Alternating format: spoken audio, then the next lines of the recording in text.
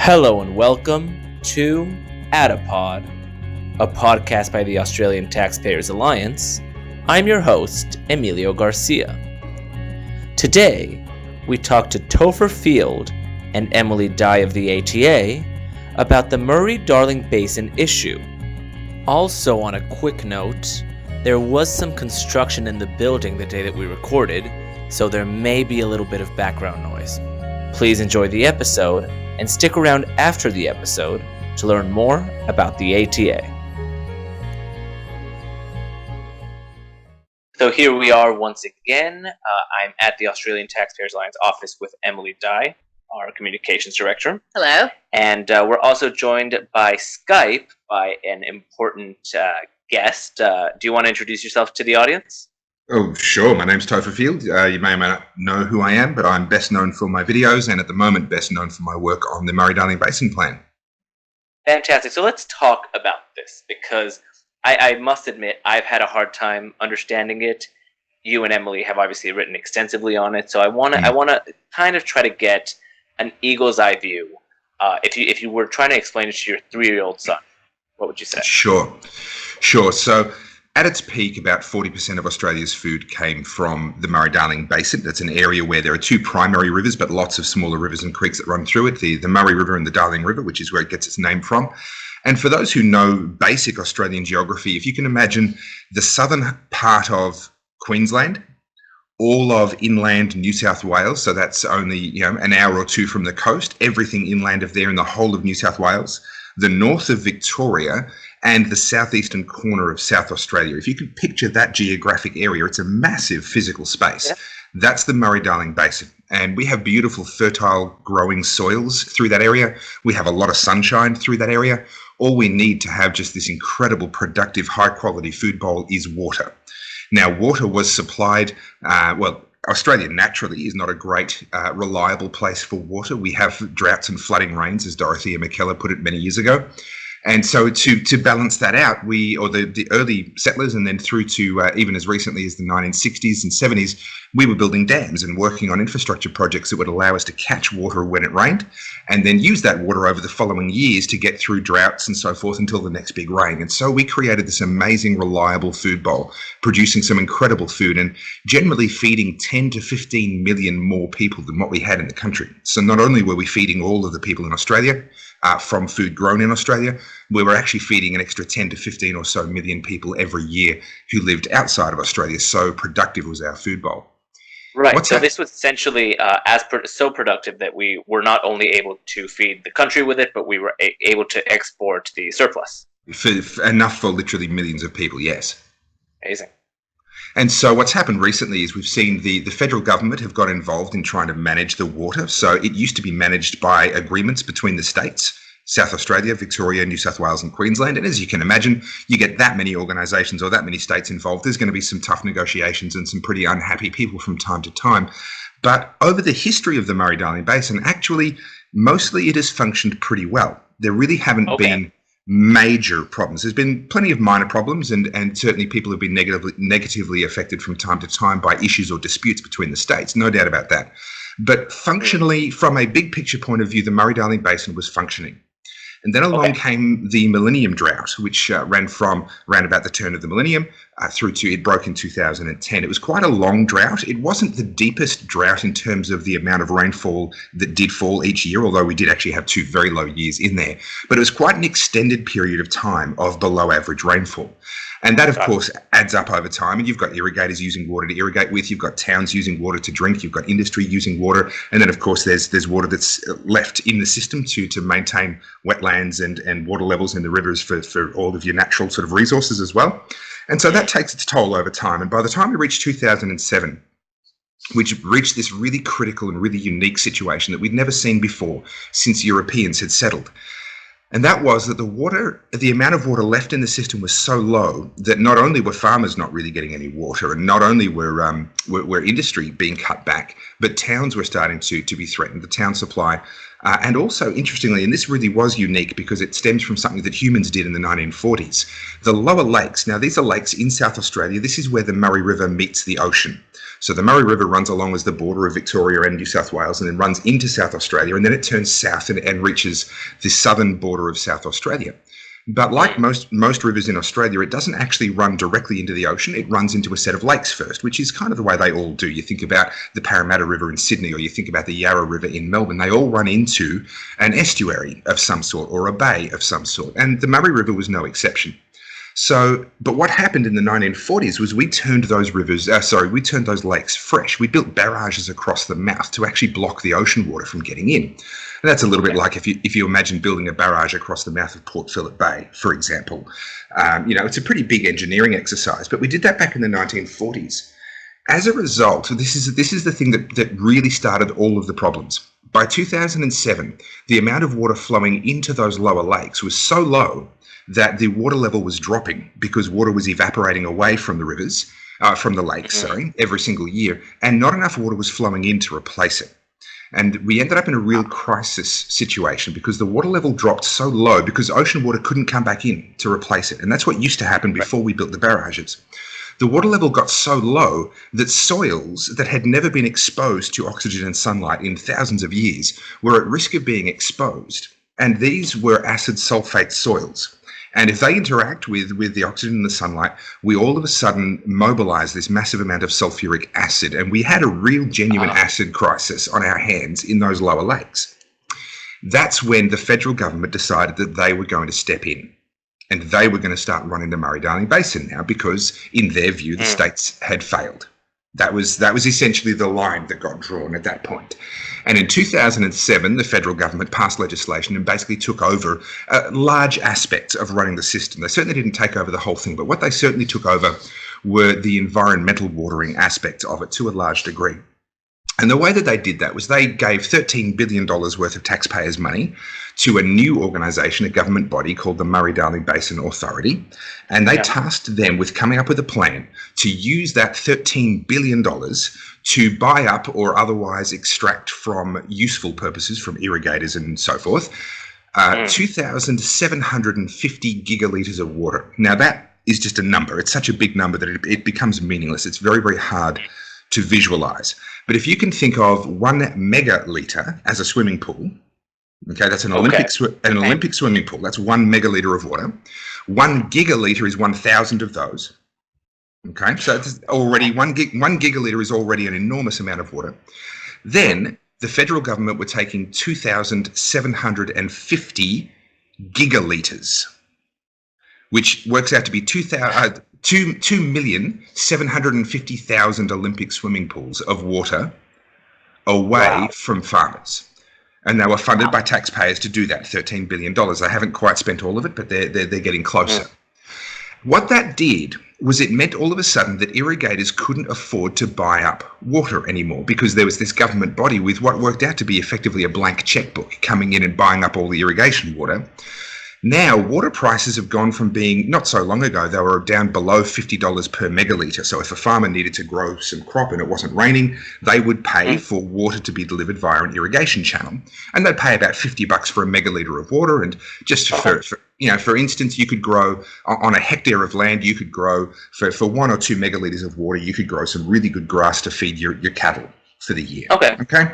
So a megalitre of water is not a huge amount in irrigation terms, but it's a useful amount. And so they might be buying 10 or 20 or 100 or even 200 megalitres at a time at less than $50 per megalitre.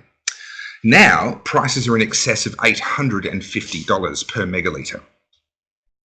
At that price, very few farmers can make money, because the cost of feeding the cows is more than the revenue they get from the milk or from the beef that gets produced by the cows. Same thing with crops. The cost of growing crops is now actually more than what they can get on the international grain market, for example.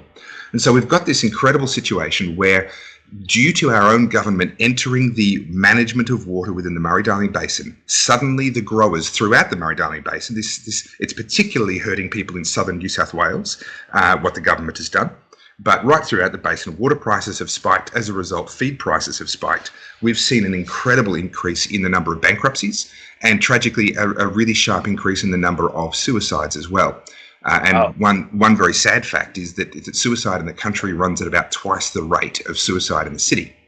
Now, not all of that can be attributed just to the Murray-Darling Basin Authority, but you can certainly be sure that it's not helping. It certainly doesn't help. It's not helping. No, not at all. And so that brings us to today. Yeah. That was actually going to be my segue. So yeah, what's happening today? Right, so what we've got at the moment is a situation where the government is holding on to this 2,750 gigalitres of water that it purchased off the market and drove prices up by purchasing it. And they're actually saying that it's not enough. They say that they need another 450 gigalitres of water to achieve what they claim are their environmental objectives. But one thing's been really, really clear from the start, and my first involvement in this was in 2011 when I made a YouTube video when they had the draft plan. So they hadn't implemented the plan yet. It was a draft and they put it out for public comment, and I certainly wasn't shy about making my public comments. And at the time, I was very, very critical of the plan for lacking any real scientific basis. There wasn't much in terms of real research that had gone into the back end of the plan.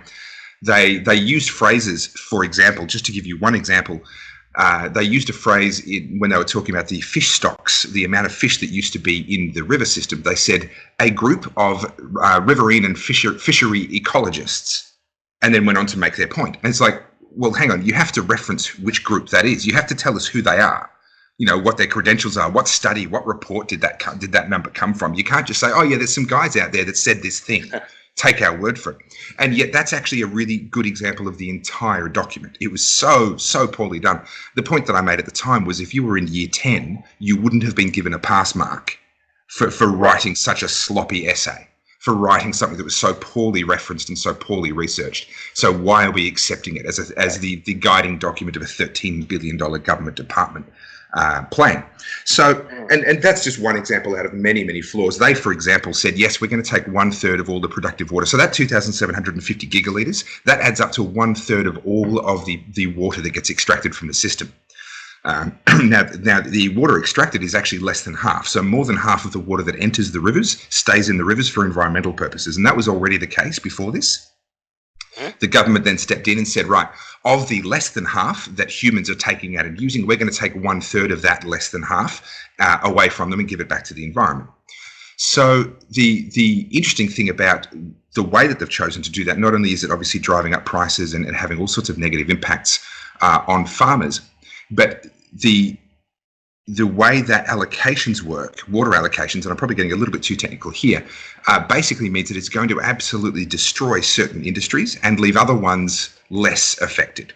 And so we've got a situation where, for example, the dairy industry right now is turning out to be completely unviable under the current system. The dairies are closing down right across northern Victoria and southern New South Wales. They're simply not viable. Permanent plantings like orchards and so forth are surviving a little bit better in the southern basin. Okay. In the northern basin, they're struggling because they have a genuine drought up there. There really is a drought problem further north, and there just is no water, whereas in the southern basin, there's plenty of water. It's all just earmarked for environmental purposes. So anyway, sorry, getting back to what I was saying, the plan said that they're going to take 1/3 of productive water away from productive uses, but they claimed that it was going to cost just 400 jobs. I'm not making that up. There's nothing. Maybe they were doing some kind of analysis that affected jobs directly affected. Sure, but even then, it's an absolutely insane number. This is an industry that employs tens upon tens of thousands of people, and if you're going to remove 1/3 of the single most important ingredient, you are going to lose more than 400 jobs. It stands to reason, and it seems quite odd that we're even having a conversation about this. Now, obviously, the issue itself is technical, so maybe I'm going to try to simplify it a bit. But let me see if I can understand properly what has happened. Essentially, we have given money to an administration of a region in order to grab water that is necessary to the livelihood of many, many people to essentially pour it down into the ocean.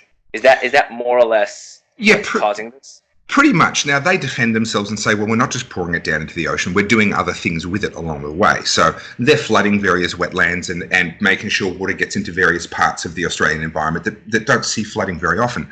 But they're also causing an enormous amount of environmental harm. These are people who really don't know what they're doing. And I'll just give you one example.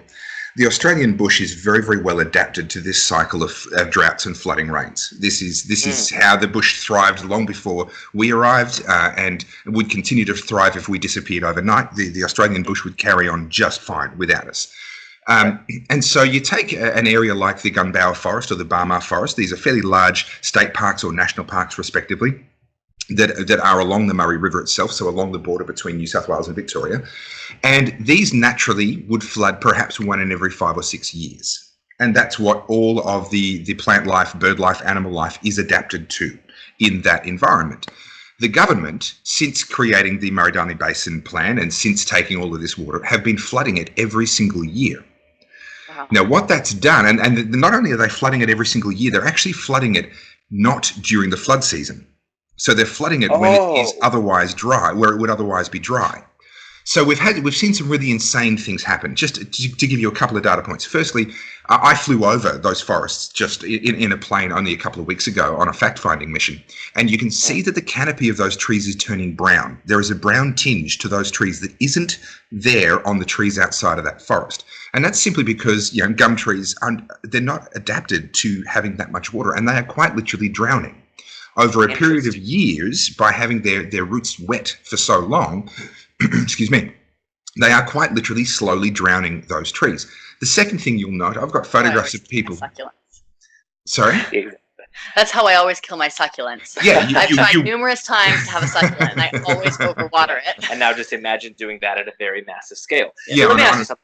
The Topher, what essentially, and maybe this is me maybe jumping to a different part of the discussion, or maybe being just a cynic. Is this a group of people trying to justify a massive government expenditure into them, essentially, or is this just brute, all natural, just being bad at what you do? I think there's a little bit of both. Every bureaucrat, every government employee spends their day trying to justify their existence. And I don't say that cynically because, to be honest, there's a lot of people in the private sector who do the same thing. However, it's certainly true within the public sector. They are always looking over their shoulder and making sure that they can justify their existence. And there's a few ways that they can do that. Running out of resources for a government department is one of the most important ways for them to signal their own importance. And this is a really interesting psychological thing that doesn't work in the private sector, but does work in the public sector. If a department runs out of money, that just proves how much work they're doing.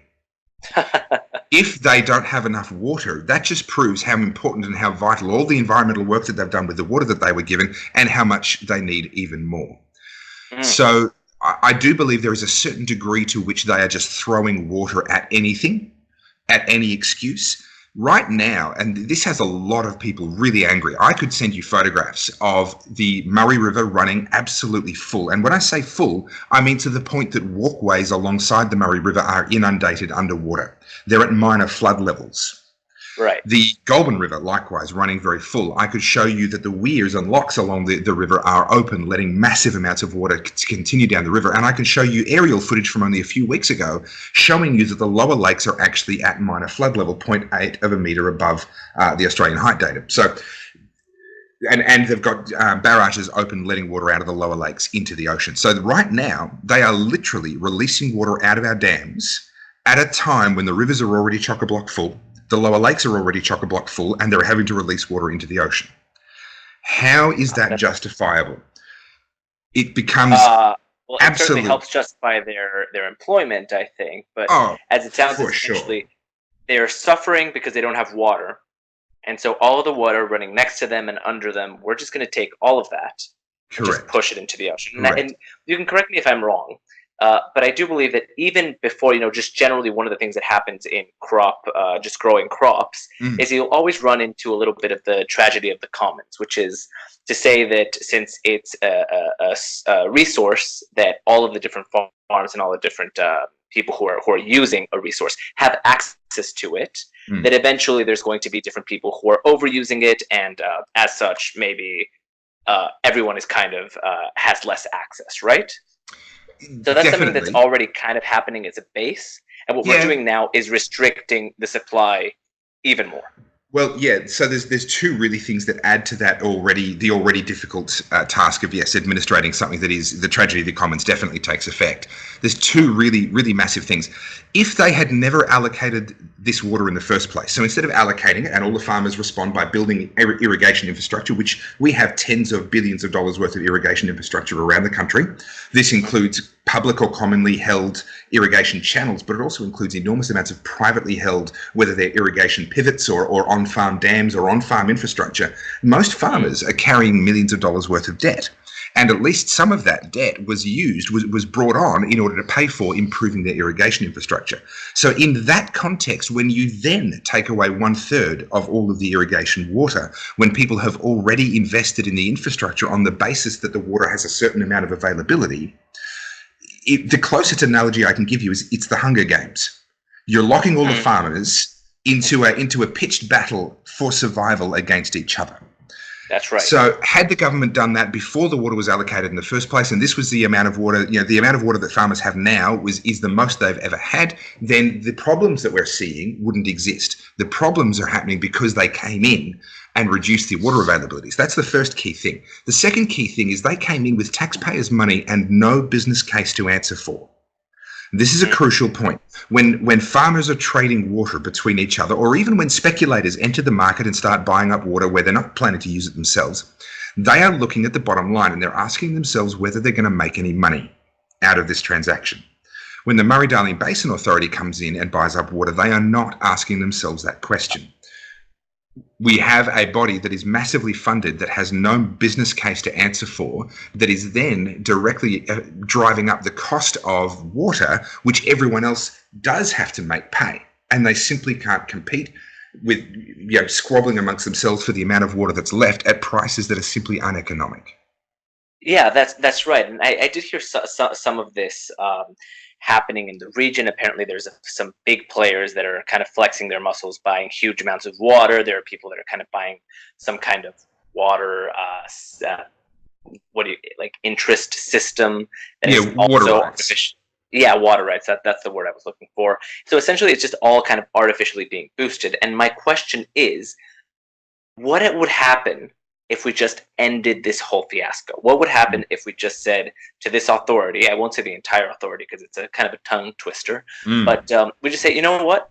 Enough, your powers of allocation and all this money, no more. We're just going to kind of let the market sort itself out. Would there be some kind of negative ramifications for the environment, or would just everything go back to a good state? Well, you can bet your bottom dollar that there would be people jumping up and down and claiming that there are negative ramifications for the environment from such a thing. In reality, it's just a standard in society, mate. Correct. Something we can accept generally. Excuse me. In reality, no, I don't think the environment would be much worse off. And in fact, if you take an objective look at the amount of environmental damage being done, it would probably roughly balance itself out. I think the areas where the environment is better off because of the Murray-Darling Basin Authority probably is offset by the areas that are worse off, and we're roughly coming out neutral. The other thing that is ignored, and when you're doing accounting for environmental water, you need to factor in the fact that the environment uses all of the water available to it.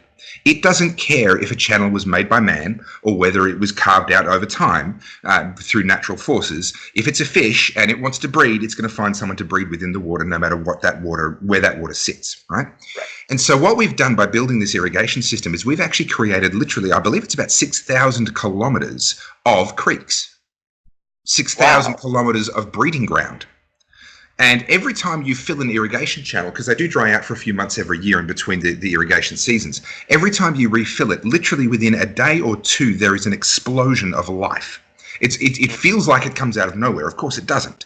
But all of a sudden, you've got cicadas and bugs and insects. You've got frogs, just a chorus of frogs. Fish find their way in there. Within a day or two, you're fishing inside a channel that was literally dry only a few days earlier, and you're catching large fish because they're swimming in from elsewhere in the system. There is an Right. explosion of life that happens every time we put this water down these irrigation channels. None of that is accounted for when the government looks at environmental outcomes. None of that is taken into account.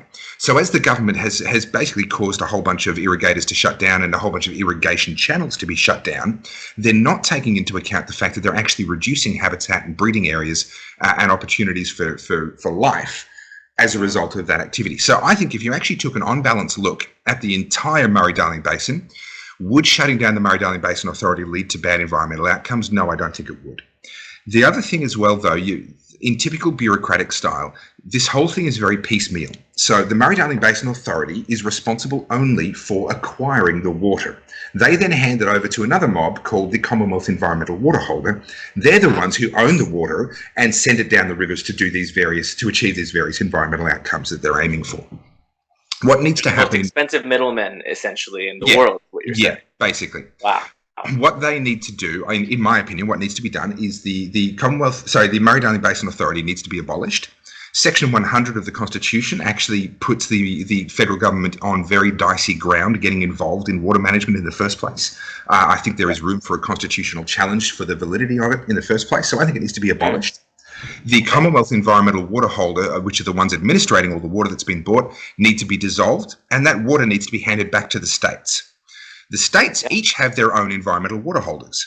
They are actually perfectly equipped to meet the environmental needs of any wetlands and forests and so forth within their own borders. So handing it back to the states, I think, makes a lot of sense in just getting the federal government out of water entirely. And in my opinion, the vast majority of that water needs to be put back onto the market to be able to be purchased by irrigators to be able to grow food. I mean, I have to say, sorry, Emily, you were going to jump in there. I was just going to ask, what about the lakes? Like Lake Alexandrina, would we have to destroy the barrages? Like, what do we do with that? Yeah, so to give context to that, the lower lakes, not only were they the trigger for the 2007 legislation when the acid soils were coming up and all that was happening, but they're also one of the biggest consumers of water. So to give you some idea, these lakes are about 11 times the surface area of Sydney Harbour. And the amount of water that evaporates off these lakes every year amounts to about 850 gigalitres of water. That's 850,000 Olympic swimming pools. Wow. That's just in evaporation. Now that's not a problem if it's ocean water. Port Phillip Bay has much more evaporation than that because it's physically larger, but no one cares because it's ocean water. But in the case of Lake Alexandrina, this is fresh water that's being sent down the Murray to top it up, that's then just evaporating away. So one of the crucial things that I believe needs to be done, and in fact, I'm speaking to people in South Australia who live in Goolwa, the town that is right on the side of the lower lakes, but also irrigators who draw their water from the lower lakes. And there's a surprising amount of support from the locals for doing this. And that is that we need to upgrade the barrages. So the barrages are what were put in the 1940s that cut it off from the ocean in the first place. What we need to do is to actually upgrade them so that they can open and close really quickly. They're still using 80-year-old technology. They're using a tractor to physically lift up the barrages one at a time. They open and close very, very slowly. If we automated these the way that other barrages have been done, then what we could actually do is maintain the lower lakes as a super healthy, super pristine ocean water system. Or an estuarine system, because it would still have some fresh water coming in from the river into the top end of it. And what that would mean, basically, as the high tide comes up and the Southern Ocean reaches high tide, you would open some barrages so that water floods into the lower lakes. And the lower lakes' height would go up by a few centimetres and a whole bunch of water would flow in. Then you'd close the barrages as the tide goes down. Then once the tide is all the way out, you would open up some different barrages in a different spot and let out a bunch of water from the lower lake. So the lower lake's height would drop by just a few centimetres. And this process, what it would do, because you're letting the water in a different spot to where you're letting it out, you're starting to circulate this ocean water around the lower lakes. And you can really get a really pristine, healthy ocean water environment behind those barrages by replenishing and refreshing the water that's going in there with every single high tide. So we could maintain a really beautiful lake system down there. The fishing that would come back would be phenomenal. The fishing that was there before we built the barrages was amazing. Literally thousands of tons of mulloway, a fish that breeds down there, were being caught by commercial fishermen every year. That disappeared when they put the barrages in because they destroyed the breeding ground for the mulloway. Now, the mulloway are still around in much smaller numbers, and if we returned those lower lakes back to being an estuary, they would start breeding again in the same sorts of numbers, and we'd see incredible fishing, incredible industry, incredible amenity, and we would stop wasting all that water to evaporation. Well, I mean, I think that essentially this is the perfect way to wrap up the podcast. What we've established is the government is terrible. It causes way more problems than it fixes. If we get rid of it and give it back to the states, we will see very good solutions, and also some fishing, which our subscribers love. So thank you so much for taking the time to talk to us. This has been a very productive talk. Emily, thank you as well for being here, and we'll see you next time. Thank you. Thank you. Thanks for listening to Adipod, a podcast by the Australian Taxpayers Alliance. If you care to know more about the ATA, visit their website, www.taxpayers.org, where you'll be able to see their mission statement, their projects, campaigns, objectives, and so much more. Remember, listening to the podcast is free, but creating it isn't. If you'd like to continue to see the Australian Taxpayers Alliance advocacy, please consider becoming a member or donating. You can do this on their website as well. This has been Adipod. We'll see you next time.